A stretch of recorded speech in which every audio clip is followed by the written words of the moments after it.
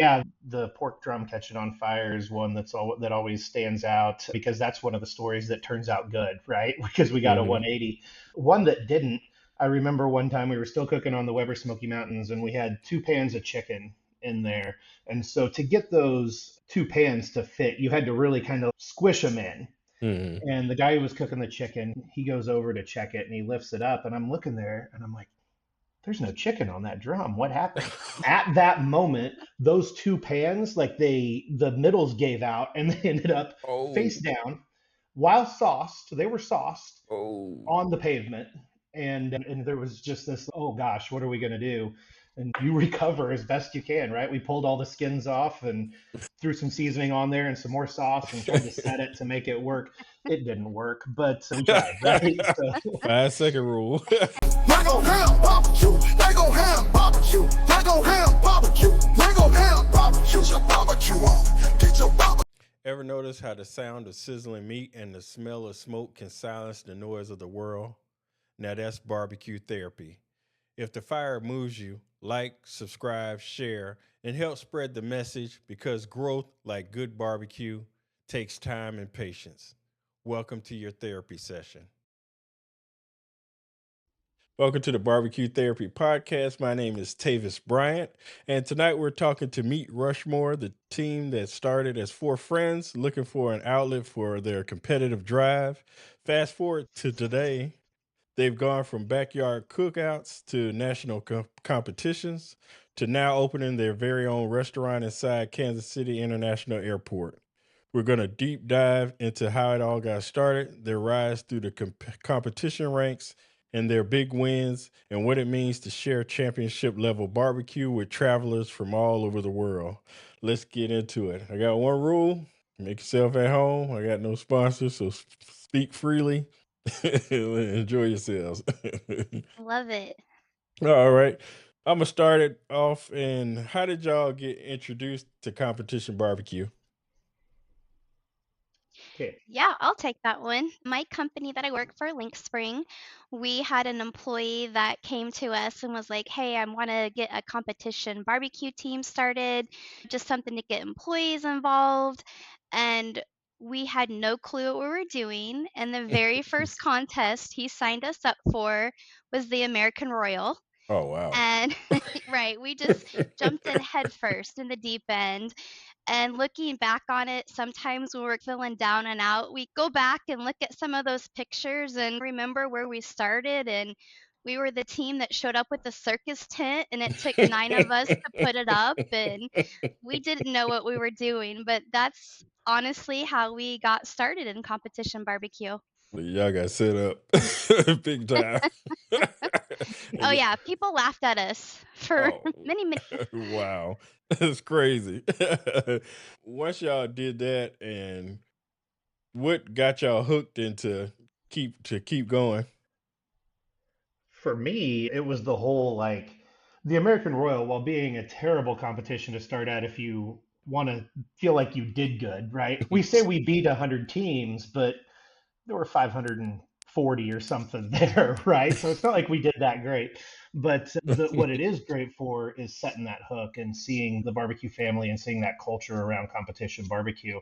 And I still remember that, I think Monday, we were in our kitchen, me and Katie, and I said, "This is what I want to do." And she's like, "Yeah, okay, whatever." And I'm like, "No, like seriously." At the time, I assumed there was money in competition barbecue, but I was like, "I'm going to figure out a way that we're going to do. I'm going to do this. All this is going to be my job. Like I'm going to do this." And I'm sure she thought I was like insane. And looking back on it, I was. But yeah, that was like that contest is what set the hook because I saw all of the camaraderie. I saw all the like the fraternity of people, and I was like, I want to immerse myself in this. Yeah, definitely. Because just the atmosphere alone. And I tell people it's not about, sometimes it's about competing and stuff, but it's also about the people you meet out there. It's just, it can't be beat. And you make so many connections. Everywhere you go is different people. And then the people you meet, they'll introduce you to somebody else. And then they'll introduce you to somebody else. And then pretty soon it's like everywhere you go is like a family reunion. You just Right. what? How many was it? Just y'all? How many people was on the team when y'all went then? Oh A man, thousand? yeah, I think at the first American Royal, I think we had about 9 employees show up, Wow. and we were fortunate enough. Obviously, Joel and I are married, so they let me bring Joel with me, and he cooked our. What was your first meat, Joel? Was it chicken? Did you do chicken that Brisket. year? Brisket. Okay, yeah. So everybody tackled their own meat, which is interesting. That's how Meat Rushmore started. We've all had our own meat, our own thing we're responsible for, but throughout the 12, 13 years that we've been cooking together, we've learned each other's recipes so we can fill in for one another as needed. People, y'all must have been dancing around each other. Oh man, yeah, yeah. We actually had Crowded. a contest. We had a contest within ourselves on Friday night. We had two people cook each meat and then decided like what recipe and everything we were going to run like on Sunday. Like it I was forgot. Yeah. We had a Last people's minutes. choice in our own tent Friday night. we knew less than zero about what we were doing. So I know y'all was in there freaking out, just seeing the Yeah. rigs and all the Oh my gosh, RVs and yes. stuff like Yes. that. So out of all the people out there, which one of the people that y'all know now came up to y'all first to introduce themselves or come around the tent? Oh man, Porker Stars, they were the ones that kind of helped us at the get-go. Joel, who else can you think of off the bat? I would say Ferg was one of the first ones that Yeah. like when we were looking to get serious that we met him at a contest and he helped us quite a bit there in those still to this day, right? We still stay close with them and are talking with them all the time, but there in like that 2016, 2017 range as we were starting to gear up, he was a real good resource for us. Okay, and did y'all take any classes or were y'all still just going only We him? did. Yeah, my first class that I attended was actually as the whole entire team. We went to Fergie's class. Fergalicious and Jeremy Williams put on a class. Joel, was that in Illinois? It was Yeah, right over, yeah. And then our next one after that, we went to Brad and Tim's class, and that's I think we walked away that day with a drum smoker from their class and one they had actually cooked on. We're like, okay, this has got good mojo. Let's keep it going. We bought it fresh off of Tim, and that's what kind of really got us going. We took Heavy Smokes class. We've taken Jordan's class. What else, Joel? We've slaps. taken slaps. Yep. I took half And of learning True. I every mean, yeah, Clark Crew. Yeah, everybody has different techniques, so it's learning a little bit from each of them and making it our own and making sure we can execute it well on a gateway drum as well. Yeah, I missed Tim and Brad's class. I guess they stopped before I got around to taking classes, but I've taken Schaefer's class and Joe Pierce class. I took Darnell's class and Robbie Royal and Myra Mixon class. But I like the classes because of the people you meet, as Mhm. well as just seeing how different people operate. Most of them, a lot of them do the same thing, but there's just different little things that you could pick up to help out with those classes. But y'all took some awesome classes. I would have loved to take Travis Clark class. we lucked out. We took the very last class he did. We lucked out there. Yeah, because Yeah, he we try to take a class every winter. It just, if nothing else, keep your finger on what's changing, what's working, what's hitting. exactly. And y'all competitive nature, how did y'all translate that into barbecue? Was it way harder than y'all thought, or was it a little bit okay when y'all started doing it? I think it came natural for some of us. um, I think, like Joel, not only is it the Friday nights, the getting to know all the teams, there's a friendly competition. Come Saturday morning, we're all doing our good luck shots, but then shortly after that, it's game on. Back then, so y'all started like 2012, correct? Yeah. Okay. What were some of the bigger differences between KCBS then and now? It's just Not as many drums. There was a lot more low and slow. You'd see guys that were up, they'd have shifts, right? So you'd have a night guy that would start the pit and throw things on at 10, 11, 1 o'clock, whatever. And then somebody get up 4 or 5 o'clock in the morning and take over. There was not near there were trailers and there were campers and everything obviously, but they weren't decked out like they are now. There was a lot more people under tents, a lot more people out in the open. That means it takes a lot longer to set up, which I'm 44, so at 31, 32, that was not so difficult. But turns out I'm a bit spoiled, and I like things a little bit easier, and I like some of the creature comforts. So that's been nice. There weren't as many resources online either. There wasn't the barbecue league. Everybody wasn't doing classes. I think Rod Gray was doing classes. There were maybe a couple others, but you learn by trial by fire a lot of times, and you had to make those friendships and shut up and let them talk. So yeah, it's easier in some ways now, but man, the competition is so much more fierce right now that you have to be ready when you come out or you're going to get your teeth kicked in. Exactly. And what were y'all cooking on back then? uh, Before that? We we were that team Joel was talking about. We were on Weber Smoky Mountains, and Oh, we were taking shifts. People would go to bed at 9 or 10 because the first crew would get up at 1:30 or 2, and then the next crew would go to bed around 3 or 4. We were that team that Joel was talking about, sleeping out on the zero gravity chairs. One of our teammates set his sleeping blanket on fire one night around a fire pit. So wow. that was us. Wow. So how was the reaction when the drums started coming around and y'all first saw the drum? It was there. One of the guys was one of the first ones to get one. And just like anything else new that comes around, right? You're like, this is newfangled thing. And then we saw how it was working and we were like, okay, and started to see more teams cooking on them. And that was really what motivated us to take Bradenton's class. Obviously, they were winning and they're great Yeah. cooks. And I don't want to say that wasn't part of it, but we wanted to switch to drums, so we wanted to know how to run them. Oh yeah, 'cause they probably had a good head start on everybody before they released it. Everybody.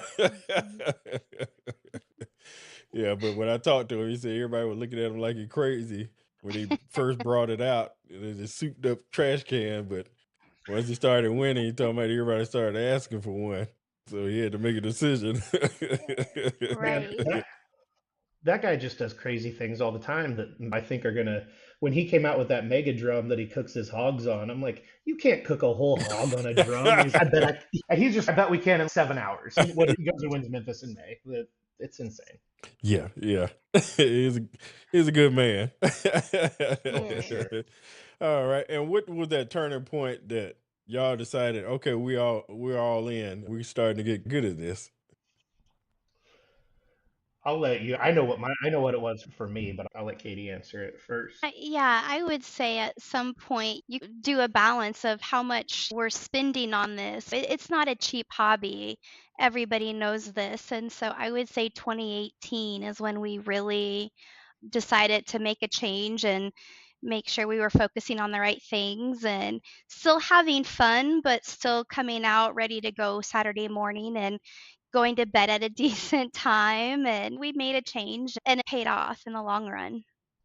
Yeah. Right. So 2017 at the American Royal was what I was going to say. I remember us just sitting there, just dog tired, and we were the proverbial drinking team with a barbecue problem. You know what I mean? We like to have fun, and it was a chance to get away with the guys and my wife. But we were getting married, we were having kids, we were doing life, and we still want to have some of those fun times. And so at that 2017 Royal, we were sitting there and we're like, man, there's way cheaper ways to just cook barbecue for ourselves and drink some beer. So that was when we started doing the classes and everything else. And then 2020 was really something clicked. And 2020, COVID obviously was a terrible year for a lot of reasons, but barbecue wise for us, it changed the game. Something clicked for us. And it was the first year that nobody was out cooking us in numbers, right? We'd never cooked more than I think 13 contests in a year before that. And so Mhm. we were going to cook 15 and we were going to up it a little bit.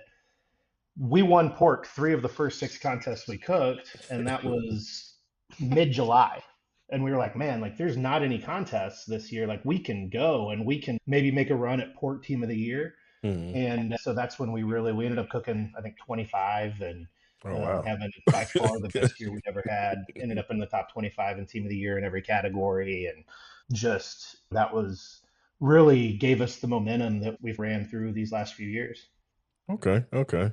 And y'all have earned multiple top 25 team of the year finishes. What level of consistency does it take behind the scenes that people don't see to kind of keep up that momentum as far as points chasing?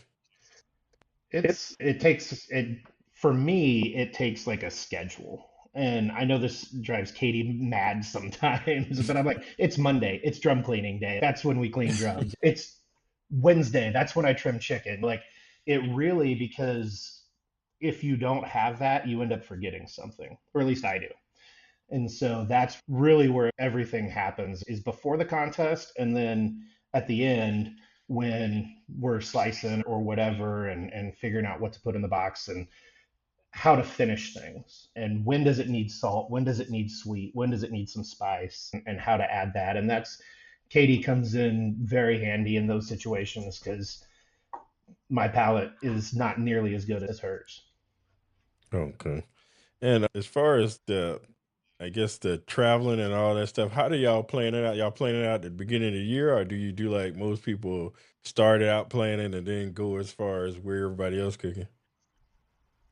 So we usually try to do a team planning January, February. Once KCBS starts rolling out their schedule for the year.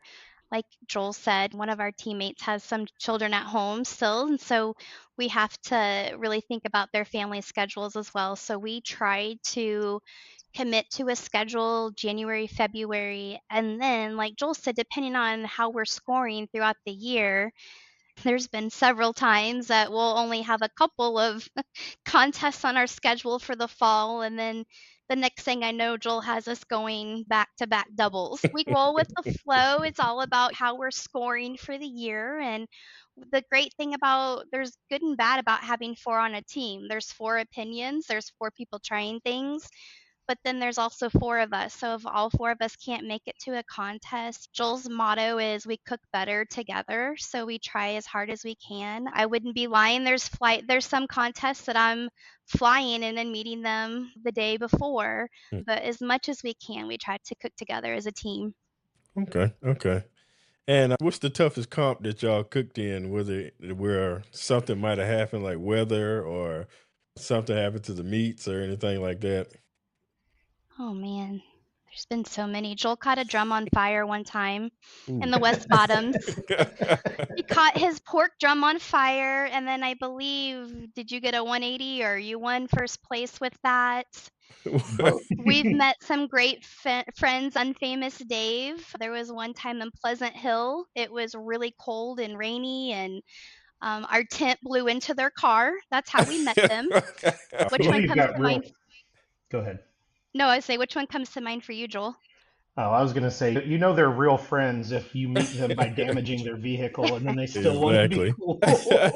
Yeah. Yeah, the pork drum catching on fire is one that always stands out because that's one of the stories that turns out good, right? Because we got a Mhm. 180. One that didn't.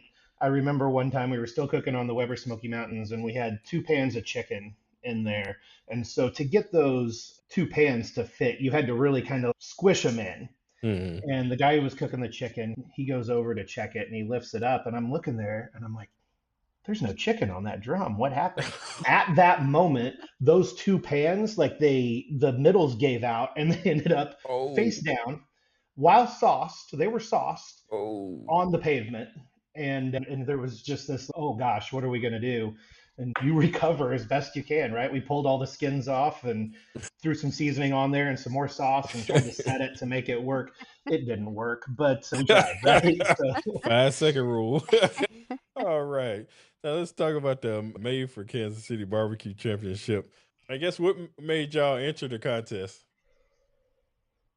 we've entered it all 3 years that they've done it. Mhm. The first year when Smoke and Magic won it, we finished, I think, fifth or sixth. The second year when OG Bandits won it, we maybe poisoned some judges. I'm not sure. It definitely didn't go our way. And then obviously last year when we won it, and really what gets you to enter it is the idea of getting the ability to open a restaurant in the airport, right? And that is an opportunity that doesn't come along with other barbecue contests. And it was that first year, it was real weird because none of us had ever cooked for something like that. Everybody was tense. It wasn't quite the same. Everybody was still friendly, but it was very like everybody was locked in because a $25,000 GC check doesn't come around very often. a restaurant doesn't ever come around in a Yeah. contest. So it was a little tense, and it's gotten a little bit better as it's gone on, right? Because people are just, I don't want to say more comfortable with it, but the gravity of it being the first one Okay. has lifted. But yeah, you got to live within, I think, 100 miles of the airport and be an experienced KCBS team to do it. So it's a really cool opportunity that we're certainly looking to take full advantage of. Yeah, definitely. I like the concept where they give people that instead of giving it to name brand restaurants, they give other people a chance to get in there, and it's good opportunity because the airport always have people coming through there, so it allow a lot of exposure on for the winner. Did they do the competition the same way each year, or did they y'all have to cook different stuff each year, or how do they do that? It's a KCBS contest, so it's the Oh, chicken ribs, pork, and brisket. They usually do some sort of cocktail contest. There's a distillery here in town or in Weston, but just north, not maybe 10 minutes, 15 minutes from the airport, called Holiday, mm, that they usually sponsor a cocktail contest, and they have a big presence there in the airport as well. But outside of that, it's just a normal contest. oh, okay. Did y'all do anything different that day, or just a normal routine? Normal routine. One thing that was different this time, this third year, it was they gave us the meat the second time too, didn't Yes. they, Katie? Okay, Yep. so the last two, they provided the meat. Oh. So that is a little bit different. It's not Wagyu briskets. It was the cab Tab. choice briskets that Yeah. they cook at the airport.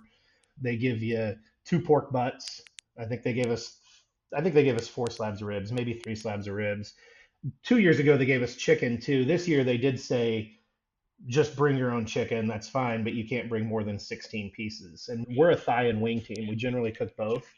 So we just brought wings, which was a little bit of a risk, I feel like, but we felt like our wings had been better and more consistent than our thighs. So Hmm. that's what we went with. And we got second in chicken, so it worked out. Okay, okay. And how did y'all react when y'all name got called out?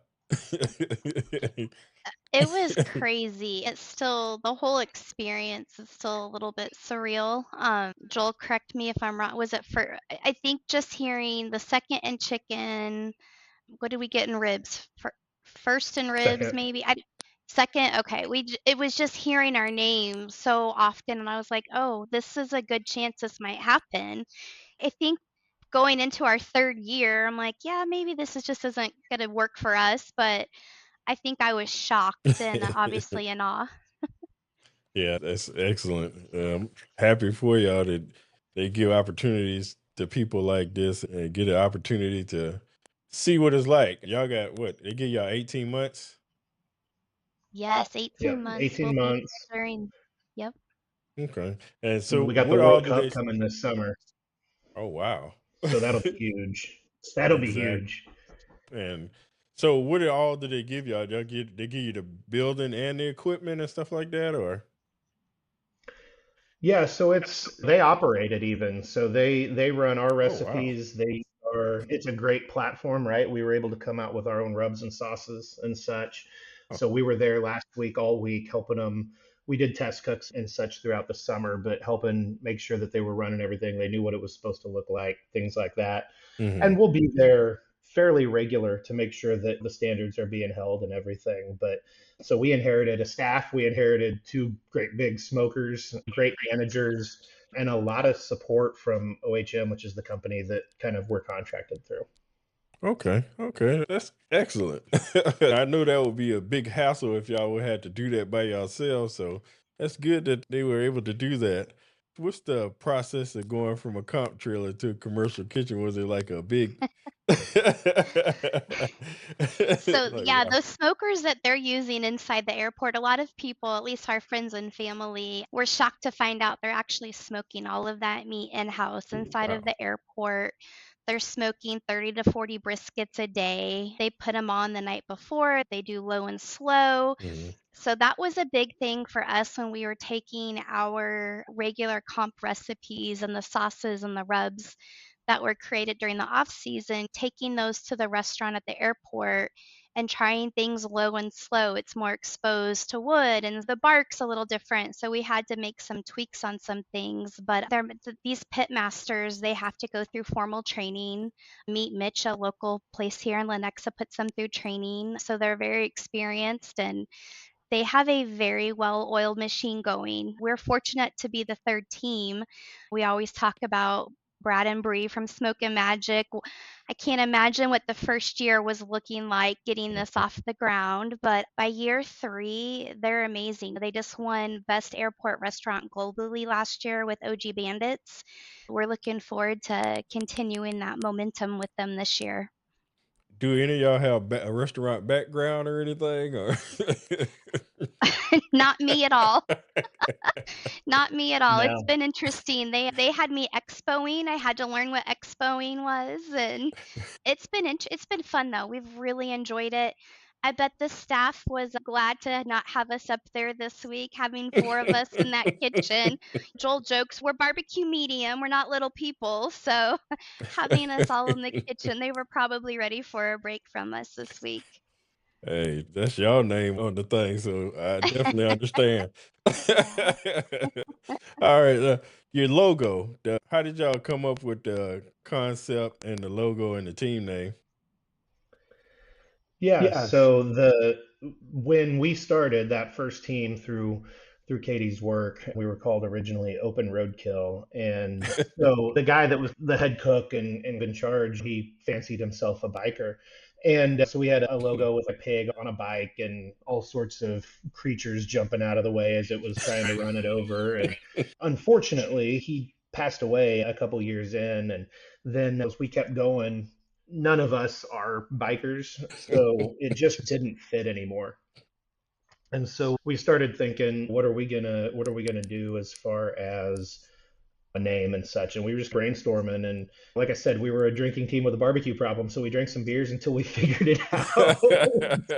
And then the logo kind of came about. It was an idea. We had one that was similar that I think somebody from your work, Katie, put together. That was they edited like a photo of Mount Rushmore into having Mm. everything. But then a good friend of ours, Ryan Kane from Damn Fine Beef and Swine, he does marketing and graphic design and everything for a living. And so when we started hanging out with him and got to know him, we're like, hey, we need a better logo. Can you help us with it? And he asked us some questions about what things we'd want to change, and he came up with that like the second or third try, and we were like, yep, that's it. Okay, okay. What made them keep Abe Lincoln? Who doesn't love Abe? I do. We got the same birthday. I mean, there's the 4 main meats, but they come from 3 different animals that we do. And there's four presidents on there. So we had to keep one. And what symbolizes, I guess, George Washington maybe, but like outside of that, like Abraham Lincoln represents to us America and where it is now from where it started out. So Okay, okay. And what are some of the items on the menu that are specialty, and which one has been popular so far? Katie had the big hit that nobody believed in but her. I know. I know. I was fortunate they let me put avocado toast on the breakfast menu, which is my absolute favorite. So it's multigrain toast with avocado smash and scrambled eggs. And then it has elote corn. And then, of course, you can make it barbecue style with getting chopped brisket or pulled pork on top of that. One of the GMs was like, "This is not going to sell. Nobody's going to buy this." And so the first day we opened, and man, I think we sold 5 or 6 in the first hour, and I could not wait to just be like, "See? It works." Like clean out your locker. Yeah, that, and then we have the platters and everything, but I think the 2 sandwiches that really stand out are the Hometown Hero, which is all about KC. So it's sliced brisket, it's got some queso, it's got some fried onions, it's got our sweet Kansas City style sauce on it. It's just it's a messy, but it's a real good sandwich. And then we have the KC Gobbler, which is a turkey sandwich that's based on what we've done in turkey smoke competitions. So it's a turkey sandwich with cheese and bacon, and it's got some avocado spread on it, and it's got an aioli, and then it's got our mustard sauce on it as well. And it's a real good sandwich. Okay, okay. I'm glad I get to come through that airport on the way to the American Royal. Yeah, please do. Let us know when you're coming. We'd love to meet you there. Yeah, I fly in on that Friday, which is the 7th. I think it's the Yeah, 7th, next couple November weeks. 7th. So I fly in that day. So I definitely will stop by there. Let me see. Let's talk about the rubs and the sauces. How did you take your award-winning flavors and translate them into the sauces and rubs? Can you walk us through the each one of them and tell a little about each one? Yeah. So we'll start with the rubs. It's a beef rub. The beef rub was really there was a rub that isn't made anymore that we really liked, and we were like, maybe we can remember what it tasted like and make something like that. And it was called Black Ops from Oak Ridge BBQ, and it was a big part of our brisket recipe for a long time. So we sat down and started working on that, and I don't think it probably tastes anything like Black Ops, but it has a lot of the characteristics that we remembered in it, which is obviously some salt and some pepper, but then a lot of savoriness and a lot of umami to it. Mhm. It's got some coffee, it's got some mushroom, things like that, really just up that umami flavor. The sweet rub is just that. It's a sweet rub. It's got a little bit of pecan, but I wouldn't call it a pecan flavored rub. Mm. It's just a good sweet rub that'll go on just about anything at the restaurant. We're actually infusing it into some honey on our dessert, on our cheesecake, that they can Oh do wow. a drizzle over the top. Great on, I don't know that I'd use it on beef, but it's really good on just about everything else. We've been running it all year on our pork, our ribs, our chicken, and turkey when there was turkey smokes. Mhm. And then the all-purpose was designed for something that could be a good base layer and something that we could, because we have this restaurant that we're designing a lot of these for, to be the thing that we could season French fries with, and we could do a lot of those types of things and really just be very versatile and have a lot of different uses. And personally, that's my favorite of the rubs. But yeah, those are the rubs. Katie, I don't know if you have anything to add to that, or you want to walk them through the sauces. Sure. Yeah. So our three sauces, my favorite is our Fountain City sweet sauce. It's a Kansas City style sweet sauce, just like the name. Obviously, Kansas City is a city of fountains, so that was our play on that. Then we have our Regulator Gold, which is a mustard based sauce. And then we have our Southern Belle, which is our vinegar sauce. The vinegar sauce is great. We use that on a lot of our poultry, turkey, stuff like that. We love the vinegar sauce. But my personal favorite by far is the Fountain City Sweet. It tastes good on everything. Okay. Okay. That sounds good. And as far as have y'all always used your own seasonings and rubs, but just not selling them, or y'all just created them recently? Um, no, for the most part, we've been using other people's things. And it was very important to us, though, that we don't just try. I guess we tried to recreate the Black Ops, but outside of that, and we didn't have it hadn't been made in since like 2020. Like we had nothing to go off of other than our memory. But it was very important that we have our own recipes and that we have our own things, right? There's a lot of places that will white label a rub or a sauce for you. Anybody who does that, I don't have any complaints. It's hard to do something to stand out and that's good. Hmm. It was important to me that we don't do that. So yeah, it was a long process. It was all winter. I remember one day Wow. I was trying to figure out the mustard sauce, and I went to the local barbecue supply store, American Fire here, and I bought literally every mustard sauce that they had on the shelf. And I put some foil on the kitchen counter and I put a little bit of each of it on there and put the bottles behind it so I knew what was what.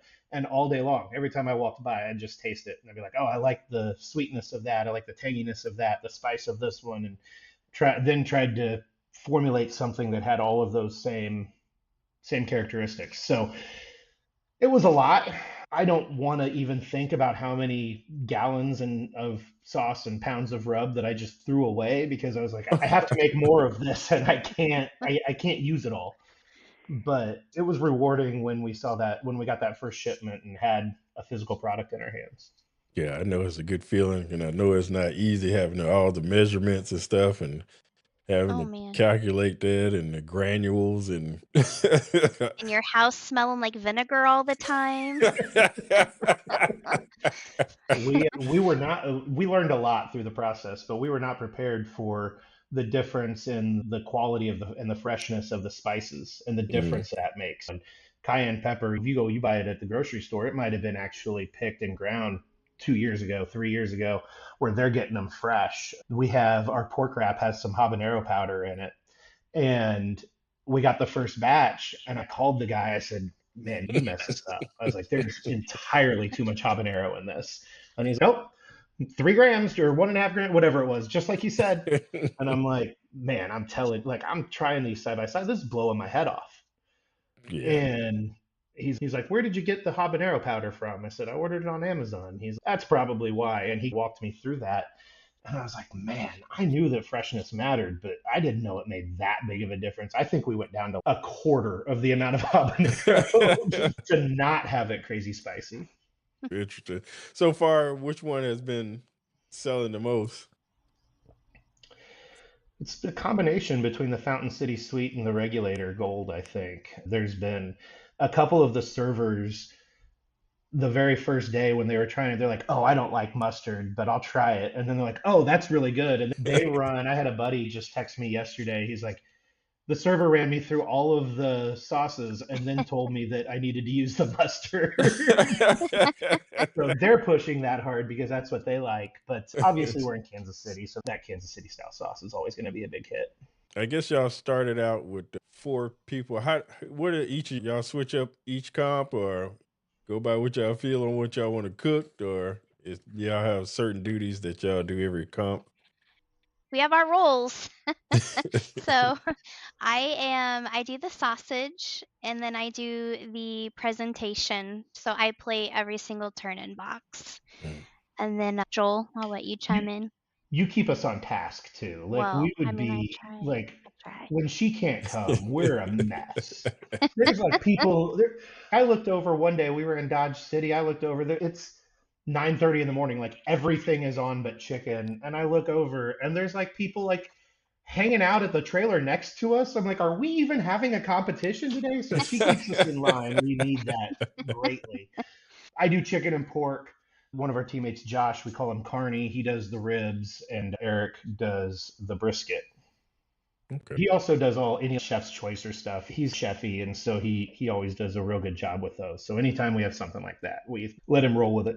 How is, as far as a married couple, how does that flow being as far as from the starting point as far as now?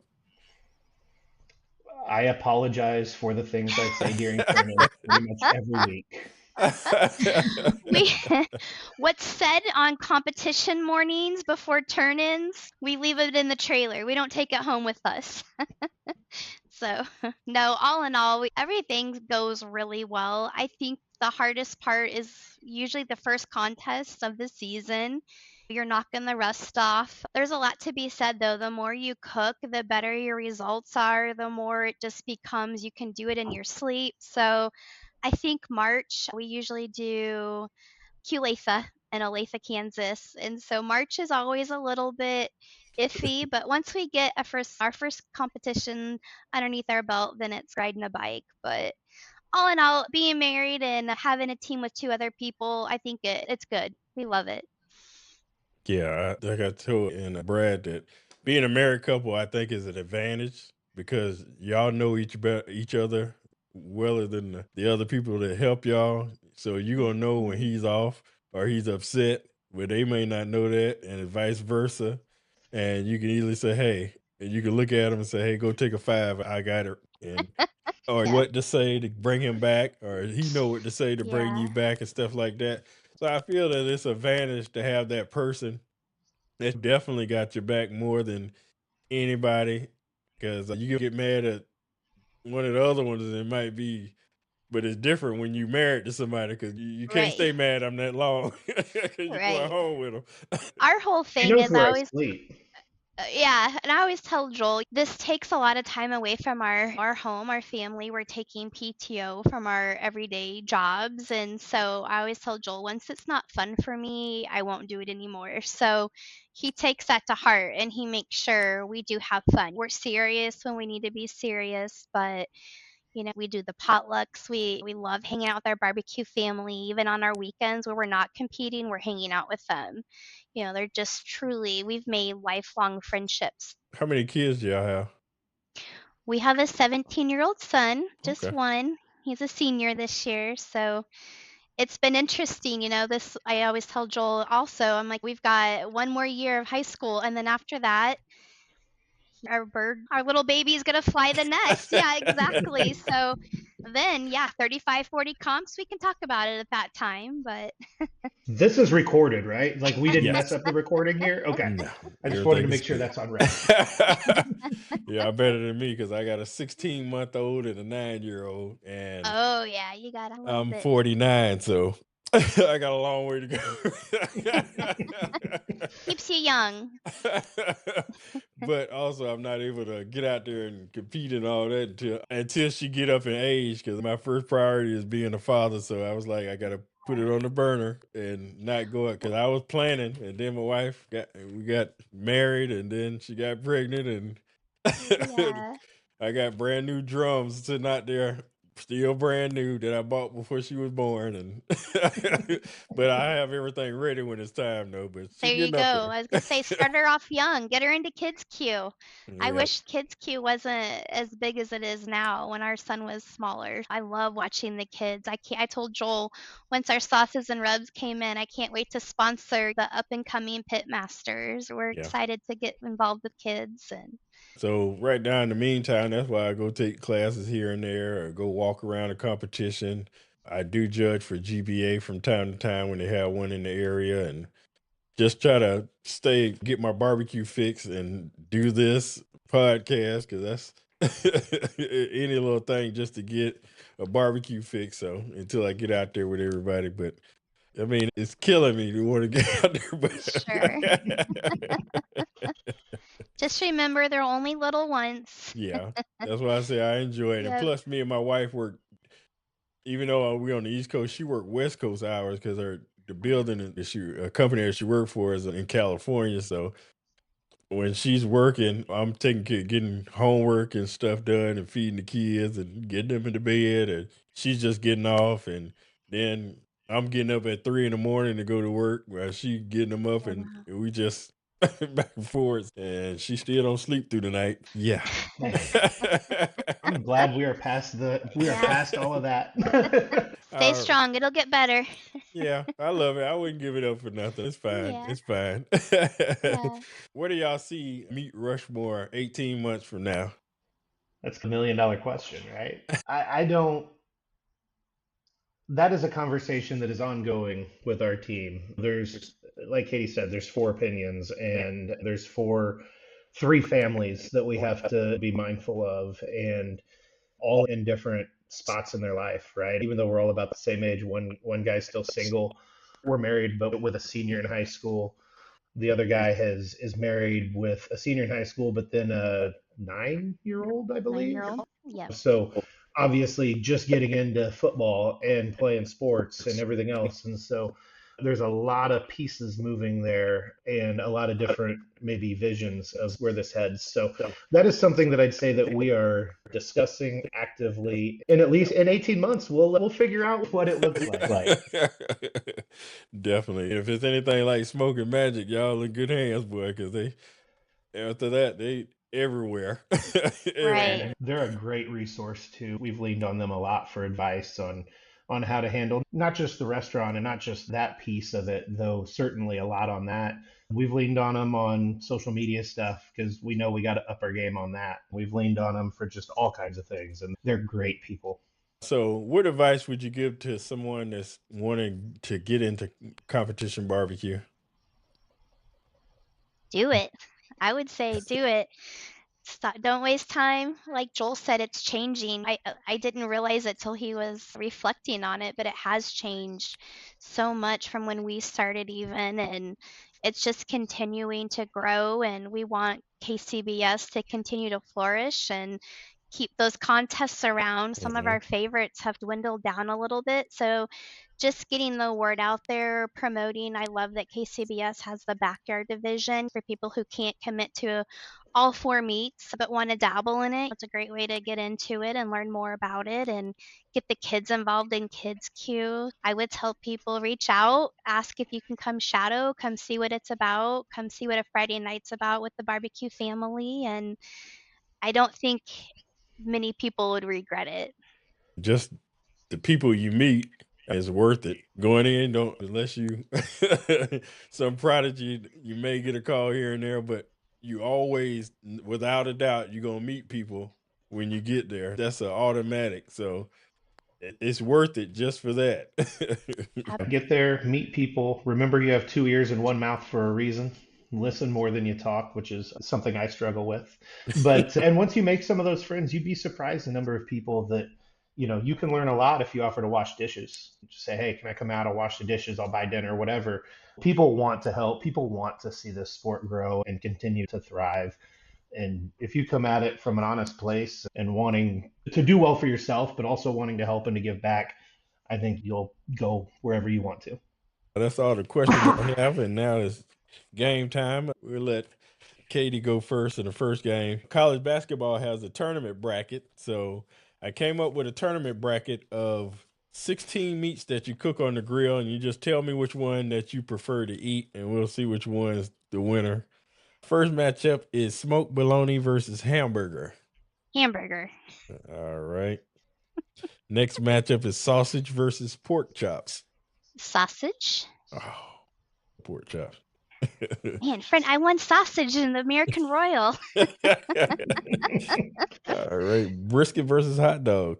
Brisket. All right. Pork belly versus smoked ham. All right. Beef ribs versus turkey. Oh, man. Turkey. You're going to get me on that one. Barbecue shrimp versus lamb. All right. Burnt ends versus pork ribs. Burn ends. All right. Steak versus smoked chicken. Smoked chicken. I know. Joel's shaking his head. All right. Next round, we got ham versus sausage. Sausage. Okay. Brisket versus pork belly. Brisket. Okay. Turkey versus shrimp. Okay. Burnt ends versus chicken. Burn ends. Okay. All right. Next round, you got sausage versus brisket. Brisket. Oh, kick this sausage to the curb. Huh? I know. All right. Turkey versus burnt ends. Burn ends. All right. Final, you got brisket versus burnt ends. Burn ends. Brisket or more brisket. I know, right? Exactly. Man, if you get a good burn in, there's nothing better than that. All right, Joel, it's your time. You got the top 16 athletes of all time. So I want some Go ahead. clarification. Are we talking best athletes or greatest athletes? Because in my opinion, there's a difference. I would say greatest. Okay. There's only one answer, but we like to go through the tournament. Because greatest, like you could be the greatest baseball player, but maybe not. But maybe you played in the 50s or something, and objectively, Mike Trout is better than that. Yeah. So I tried to pick Perfect. the best ones that I could to kind of. All right, matchup 1: Ken Griffey Jr. versus Michael Jordan. Oh gosh, I love Ken Griffey, but my opinion is that basketball and soccer have the best athletes in the world. So give me Jordan. All right. Next matchup is Tom Brady versus Wayne Gretzky. Oh, Wayne Gretzky's a way better athlete. This is the thing, right? Gretzky's a better athlete, but Brady's greater. So I guess if we're going greatest, I guess we got to go Brady. Like, Okay. He's not as good of an athlete, but he's the GOAT Yeah. till Patty's done. All right, now you see the horse over here. Now. Cut that out. All right, we got Ali versus Kobe Bryant. Kobe. Okay. God, that's even. I wish we were going best athlete, but okay, I'm gonna stick with Kobe. All right. Simone Biles, Tiger Woods. Tiger Woo, I like him. All right. LeBron versus Serena Williams. LeBron. Ooh. Roger Federer, Dale Earnhardt Jr. Roger Federer. Senior. Either way, I'm not being an athlete. I'm gonna stay because there's a lot of NASCAR fans, so I'm gonna stay off of that. Yeah, I don't want Tim Shear to jump through the screen on.